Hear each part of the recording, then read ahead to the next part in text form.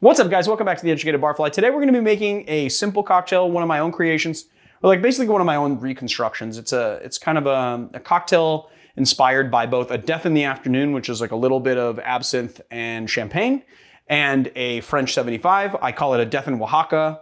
It's just a very nice, easy to drink cocktail. But first, I want to talk about the shirt that I'm wearing. I know that you guys looking at it and you're like, that is an amazing shirt.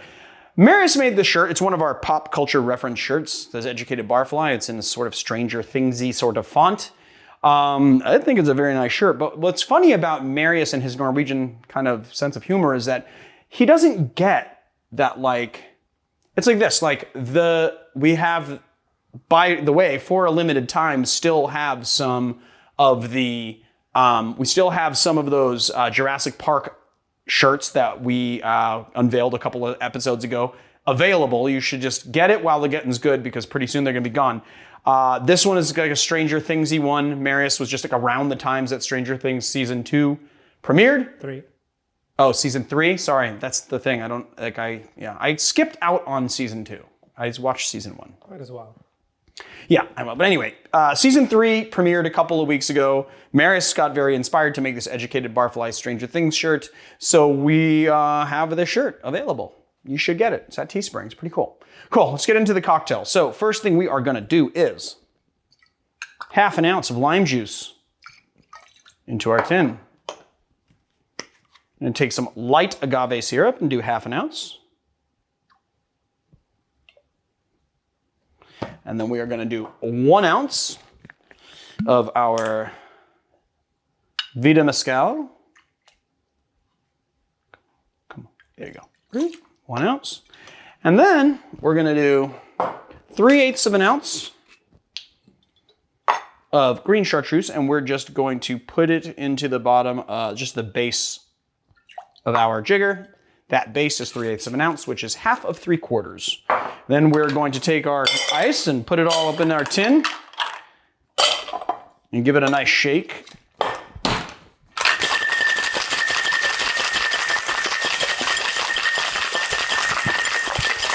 Ooh, it's so much effort. I actually recently, I think I'm getting like a little bit of tennis elbow from work. Because the other day I was like, my elbow was feeling a little bit painful, and I have been doing a lot of shaking of cocktails in this hot weather. And then like I'm also my rotator cuff. It's like I'm getting old and I can't hang behind the bar anymore. We're just gonna do our little double strain.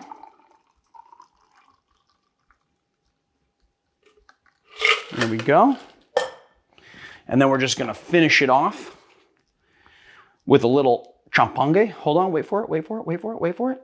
Oh, I love that sound. That is like such a satisfying sound to me. Cool. Maybe we should mic this and we can do a little cocktail ASMR. Like, listen. It's like gloop, gloop, gloop. You hear that? Maybe I should turn this episode into a little cocktail ASMR. I should be like, so today we're gonna make. Look at the bubbles. Look at those bubbles as they spread across the top of the cocktail. Do you see the bubbles? Do you hear them fizzing? Here, let's try this. I have to look at what I'm doing because I don't want to cut. I was just about to say I don't want to cut myself, and I almost cut myself. And I left the sticker on. Well, let's pull another peel. This is a nice. Sometimes it's really hard to get a lime peel, but this is actually a really nice one. This is an easy to pull off this lime. I like it. That's not always the case. I pulled a pretty long one for this glass, but I think we can make it. I'm gonna just twist it up and make it a good sort of, look at that. Marius, look at that. Lime skin is so easy to work with if you can get a nice peel. Let's taste this. Let's taste this bad boy.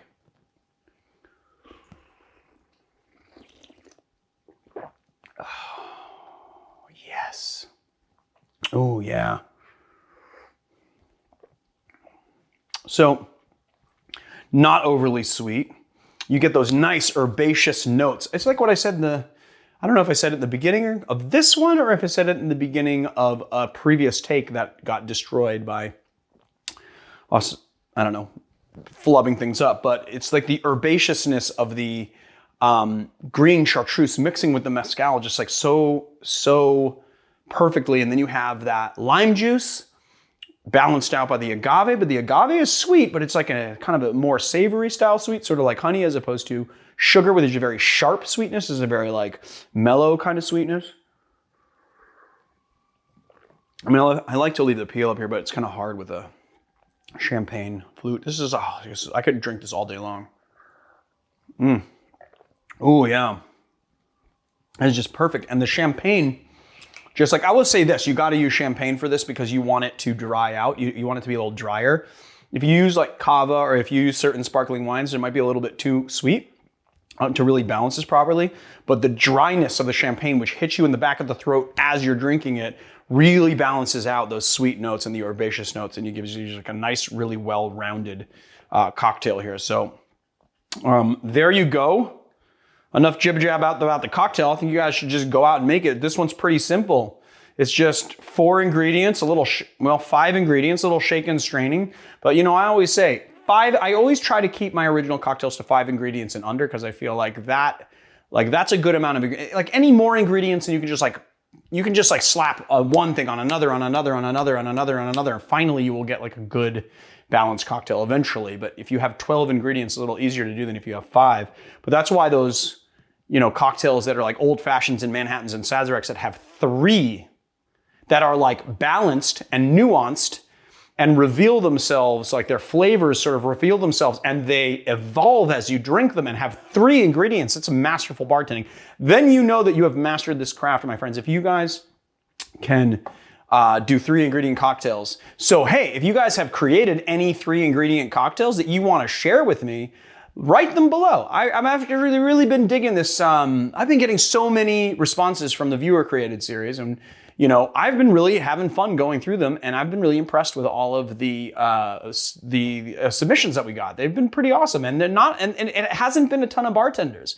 There's a lot of enthusiasts out there that are just doing a really good job having fun creating cocktails, and I hope that the Educated Barfly has been an inspiration to you guys to kind of help you on your journey of creating cocktails and teaching you a little bit of technique and teaching you about balance and flavor and hopefully giving you ideas to springboard off of. All right, guys, I think that's enough. I will see you guys next time. But before you do that, please hit like and subscribe if you enjoy our show. Hit the bell icon if you want to be notified. I keep on saying that. A couple people have been like, well, notifications annoy me, so I don't do that. And if notifications annoy you, that's okay. You don't have to you don't have to get notified, but it would be nice if you did it. It helps us out a little bit. And then check us out on Patreon. We're doing some really great Patreon content. Some of it is, well, all of it is actually exclusive to Patreon. There is some of it that we test on Patreon first that will come to YouTube. But the Patreon people always get it first. So I guess I will see you next time. Do all of those things. Check out our Patreon, patreon.com/theeducatedbarfly. Definitely check out this t-shirt. It's not going to be around forever because me and Marius decided that our t-shirts are going to be limited and we're going to keep on doing different designs. So if you like them, go grab them because they won't be around forever. I will see you guys on another time.